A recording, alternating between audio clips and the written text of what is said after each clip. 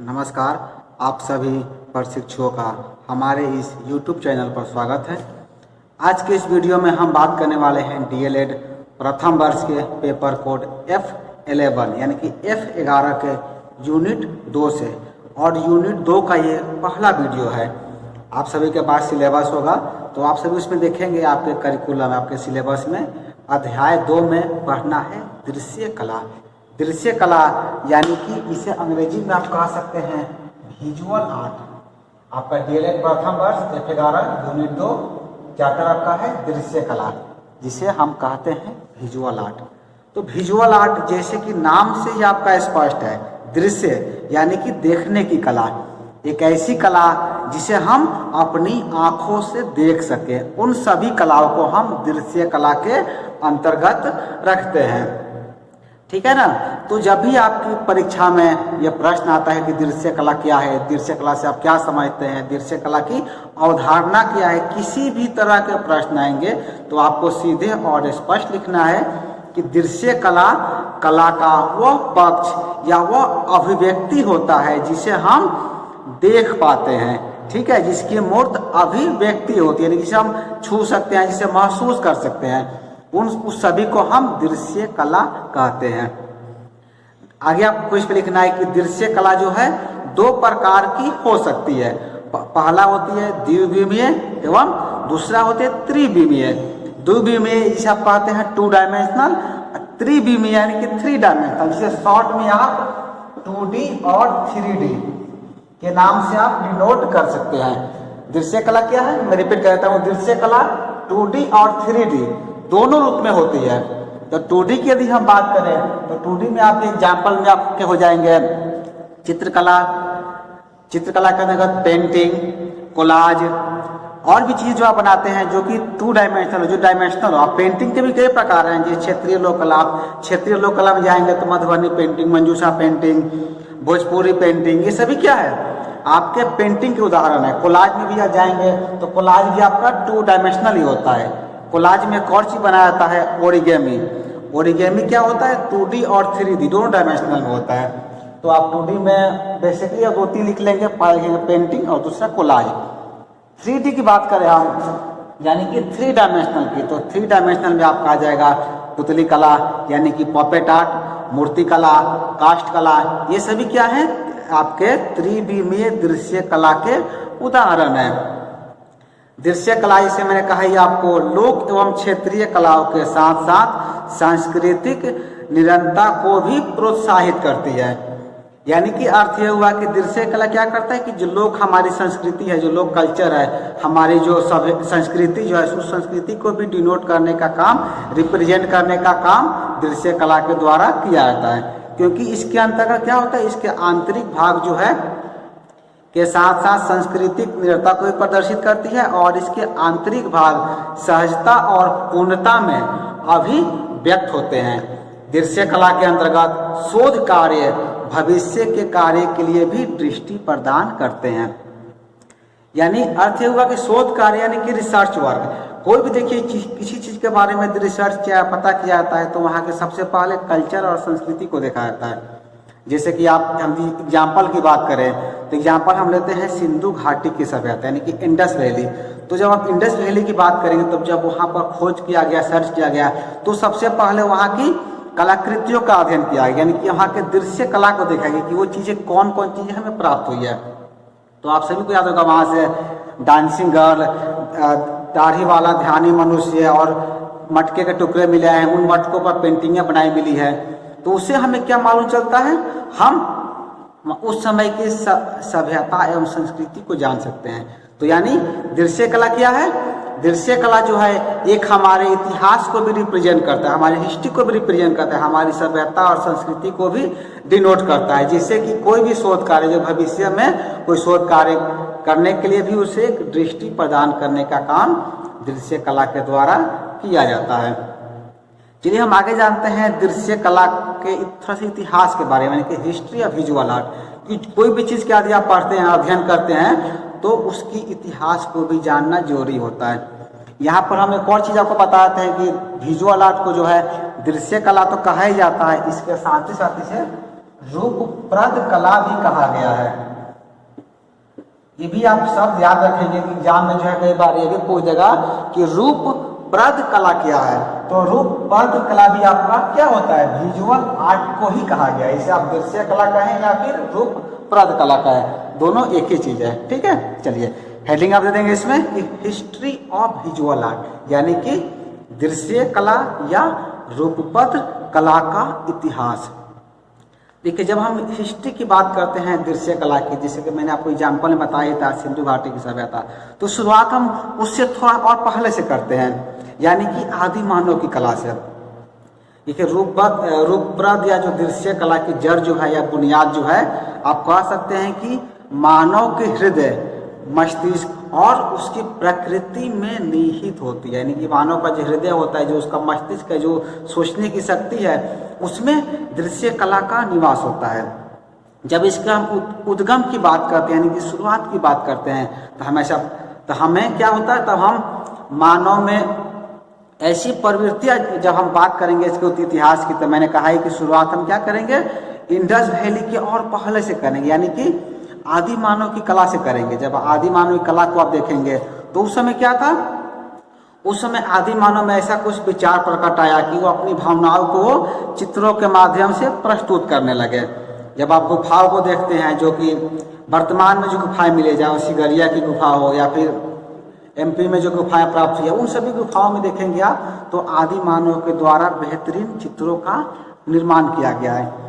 यानी उस समय के मानव में भी उनके मस्तिष्क में ऐसी सौंदर्य भावना जागृत हुई होगी, जो कि वो दृश्य कला के रूप में हमारे सामने प्रस्तुत किए हैं। जब उस कला को आप देखते हैं तो देखेंगे उस कला से उनके रहन सहन, उनके व्यवहार, उनके कह सकते हैं परिवेश के बारे में हमें पता चलता है। तो मैंने कहा ही था कि क्या कहते हैं, भविष्य के शोध कार्य के लिए भी दृष्टि प्रदान करते हैं दृश्य कला। तो मानव उस समय जैसी आकृतियां बनाया है, उसको देख करके हम आज ये अनुमान लगा सकते हैं कि चीजें जो है उस समय का मानव कैसे निवास करता था, उसकी रहन सहन क्या थी, उसका जीवन शैली क्या थी, वो सभी हमें दृश्य कला यानी कि चित्रकला से ही डिनोट हो पाता है, रिप्रेजेंट हो पाता है, जो कि हमें आज भी वैसी पहाड़ियों में देखने को प्राप्त होती है। इसके इतिहास में आगे भी लिख लेंगे कि देखिए, मनुष्य ही एक ऐसा एकमात्र प्राणी है जिसको जो है क्या करनी होती है, शरीर की इच्छा की पूर्ति तो करनी होती है, साथ ही साथ उसको मस्तिष्क की भी आवश्यकताओं की पूर्ति करनी होती है। यानी कि जो मस्तिष्क की जो मांग है उसे भी उसे पूरा करना होता है। शरीर की पूर्ति का मतलब ये हुआ कि आपको भूख लगती है तो आप खाना खाते हैं, तो आपकी शरीर की क्या होती है, आवश्यकता की पूर्ति हो जाती है। लेकिन जो मस्तिष्क की जो आवश्यकता है, जैसे आप सभी जानते होंगे, हमारा मस्तिष्क हमेशा, मानव का जो मस्तिष्क होता है वो हमेशा चिंतनशील होता है, उसे नई नई चीजें खोजने में आनंद आता है और उसे हमेशा वो अपने आप को व्यस्त रखता है और वो हमेशा जिज्ञासु प्रवृत्ति का होता है। और ये जिज्ञासु प्रवृत्ति का होने का एक परिणाम है कि मानव क्या कर सका, जो उसका पशु समान जीवन था या पशु से वो अपने आप को अलग कर सका, क्योंकि मानव पहले पशु के समान होता था, लेकिन उसके अंदर सोचने की, तर्क करने की क्षमता थी, जिसका प्रयोग करके वो अपने आप को पशुओं से अलग कर सका। और इसमें कहीं ना कहीं दृश्य कला का भी बहुत योगदान हमें देखने को मिलता है, क्योंकि आप सभी जानते होंगे जब मानव ने अपनी पहली अभिव्यक्ति प्रस्तुत की, यानी जब वो बोलना नहीं जानता था, लिखना नहीं जानता था, समझना नहीं जानता था, तब उसके पास अपने संप्रेषण के लिए यानी कि कम्युनिकेशन के लिए एकमात्र सहारा था, और वो था दृश्य कला यानी कि विजुअल आर्ट। चित्रकला के माध्यम से वो अपनी भावनाओं को एक दूसरे से व्यक्त करता था और बातें करता था। धीरे धीरे उसका ये कह सकते हैं कि उसकी दिनचर्या में शामिल होते गया और प्रत्येक चीज को वो चित्रों के माध्यम से प्रस्तुत करने लगा, चाहे वो उसकी अपनी रहने का ढंग हो, शिकार करने का ढंग हो, जिस परिवेश में रहता था वहाँ का हो। धीरे धीरे आगे बढ़ते देखेंगे इसमें धर्म का समावेश होता है और धर्म के प्रचार प्रसार में भी दृश्य कला का अहम योगदान हमें देखने को मिलता है।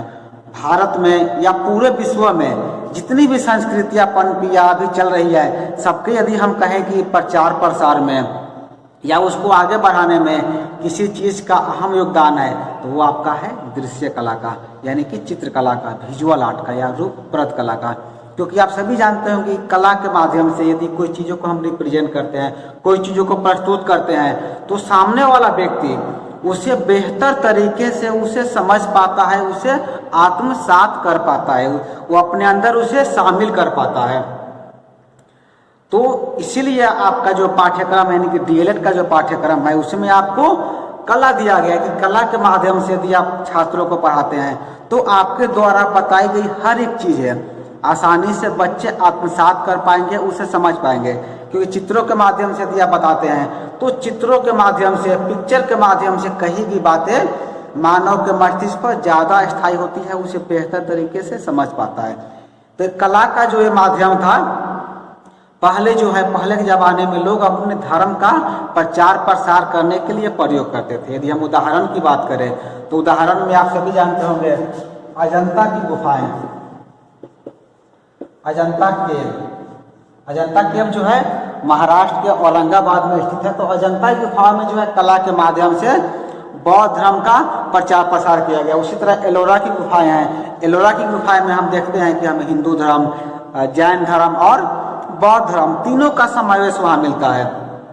इसके अलावा हम आगे बढ़ेंगे तो खजुराहो में है कंदरिया महादेव मंदिर, तो वहाँ पर भी कला के माध्यम से मानव की जो दैनिक आवश्यकताएं हैं उसको वहाँ पर रिप्रेजेंट किया गया है। सांची का स्तूप भी है, सांची के स्तूप में बौद्ध धर्म का प्रचार प्रसार किया गया। उसी तरह सारनाथ के अवशेष है और भी कई सारे इस तरह हमें वहाँ देखने को मिलता है जहाँ पर दृश्य कला के अनेक रूप, चाहे वो चित्रकला हो, मूर्ति कला हो या स्थापत्य कला हो, सभी कलाओं का समावेश हमें वैसी जगहों पर देखने को मिलता है जहाँ पर मानव के द्वारा या धर्म के प्रचार प्रसार के लिए दृश्य कला का कह सकते हैं कि बहुत एक बृहद तौर पर इसका प्रयोग किया गया है। इसी दृश्य कला को हम आज के समय की यदि बात करें, हम वर्तमान परिदृश्य की यदि बात करते हैं तो वर्तमान परिदृश्य में इस दृश्य कला का प्रयोग आपके शिक्षा जगत में किया जा रहा है। शिक्षा जगत में करने का उद्देश्य यह है कि जो चीज़ आप छात्रों को बता रहे हैं तो क्या करेंगे, उससे आप बेहतर तरीके से करेंगे, चित्र के माध्यम से बताएंगे। जब चित्र के माध्यम से बताएंगे तो क्या होगा, आपका क्लास में रोचकता आ जाएगी, बच्चे को मन लगेगा और बेहतर तरीके से उसे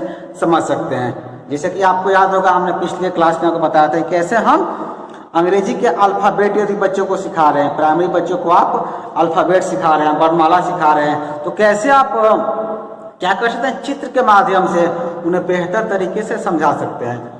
मान लीजिए कि आप छात्रों को जो है हिंदी वर्णमाला सिखा रहे हैं, तो हिंदी वर्णमाला सिखाने के लिए आप एक आसान तरीका मैं बता रहा हूँ कैसे आप बता सकते हैं।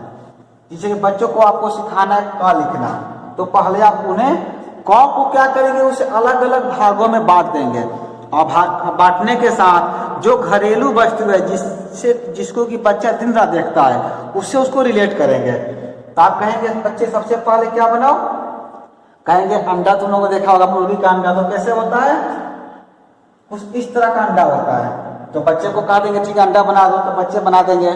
उसके बाद भाई बच्चे तुम लोगों ने डंडा देखा होगा, डंडा कैसे होता है, तो डंडा सीधा होता है, तो इसके बगल में एक डंडा ऐसे बना दो, वो बना देंगे। उसके बाद कहेंगे जो गाय भैंस तुम लोग देखते होगे, बिल्ली को देखते होगे, उसकी पूंछ कैसे होती है, पूंछ तो घूमी होती है, तो क्या करेंगे यहाँ पर एक ऐसे पूंछ बना देंगे, एक और डंडा ऊपर से रख देंगे। तो क्या हो गया, ये आपकी क की आकृति हो गई। तो क्या कर सकते हैं आप, इस तरह से बच्चों को बताएंगे तो ये भी एक दृश्य कला का रूप है जिसका हम प्रयोग करके प्राइमरी के बच्चों को सिखा सकते हैं। आप अंग्रेजी का अल्फ़ाबेट सिखा रहे हैं तो आप इसे भी कई तरह से रिप्रेजेंट कर सकते हैं। हमारे ये बताएंगे उसे। अब ये पे कैसे हम रूप बना देंगे, कोई भी जब रूप बनाकर बताते हैं तो वो ज़्यादा बच्चों के लिए प्रभावी हो जाता है। अब क्या करेंगे, जैसे कि हमारा ये हो गया, अब इससे क्या करेंगे, थोड़ा सा इसको आप ऐसे डेकोरेट कर देंगे। कहेंगे देखो यहाँ पर ऐसे बना दो और यहाँ हम फेस बना देंगे। चीजें क्या हो गई, एक आकृति यहाँ बन गया। इस तरह क्या हुआ, ए लेटर से हम एक फेस की आकृति बना दिए। तो इस तरह से आप छात्रों को बताएंगे, यानी कला का प्रयोग करके बताते हैं, दृश्य कला के रूप में बताते हैं, तो पढ़ाई क्या होता है, ज़्यादा रोचकपूर्ण हो जाएगा, ज़्यादा इंटरेस्टिंग हो जाएगा और बच्चों को इसमें मन भी लगेगा। तो दृश्य कला का मेन कंसेप्ट आपका यही है कि चीज़ों को आप किस ढंग से बच्चों के समक्ष रिप्रेजेंट कर रहे हैं, बच्चों के समक्ष प्रस्तुत कर रहे हैं। क्योंकि क्योंकि आपको छोटे बच्चों को पढ़ाना है और जब तक आपके पढ़ाई में रोचकता नहीं आएगी, जब तक मनोरंजकता नहीं आएगी, तब तक छात्र उसे समझ नहीं पाएंगे। तो कह सकते हैं कि दृश्य कला का जो है मेन कंसेप्ट यही होता है कि आप छात्रों को किस तरीके से बता रहे हैं, अपने पढ़ाई को, अपने एजुकेशन को कितना रोचक बना रहे हैं, ताकि उन्हें आप कोई चीज़ बताएं बेहतर तरीके से वो समझ सके, तुरंत आत्मसात कर सके। तो बेहतर तरीके से बताने के लिए मैंने दृश्य कला का जो फॉर्म आपको बताया है, चाहे वो चित्रकला का हो, 2D का हो, 3D का हो, इन सब का प्रयोग करके जब आप अपने क्लास में बताएंगे तो वो जो एजुकेशन होगा, वो जो पढ़ाई होगा, छात्रों को रोचकतापूर्ण रहेगा और बेहतर तरीके से वो चीज़ों को समझ सकते हैं। तो चलिए आज के हम वीडियो में बात कर रहे थे आपके दृश्य कला के बारे में। अगला जो आप देखेंगे आपका सिलेबस में है कि दृश्य कला और धारणात्मक समाज के बारे में आज बात की है, और दूसरा है शैक्षिक उपयोगिता, यानी कि इसका हम एजुकेशन में कैसे प्रयोग कर सकते हैं। तो मैंने बताया कि एजुकेशन में आप कैसे यूज कर सकते हैं, आप क्या सिखा रहे हैं, अंग्रेजी का अल्फ़ाबेट सिखा रहे हैं, तो उसमें भी हम इसका प्रयोग कर सकते हैं। तो आज के इस वीडियो में इतना ही रखते हैं। हम अगले वीडियो में जो है दृश्य कला के जो बाकी यूनिट है, यानी कि दृश्य कला जब हम प्रयोग करेंगे तो क्या क्या बेनिफिट होगा, छात्रों के अंदर कौन सी कह सकते हैं कि गुणों का वृद्धि हो सकता है और क्या क्या फायदा होगा, इसके बारे में हम अगले वीडियो में चर्चा करेंगे। तो आज के इस वीडियो में इतना ही। वीडियो को पूरा देखने के लिए आपका धन्यवाद।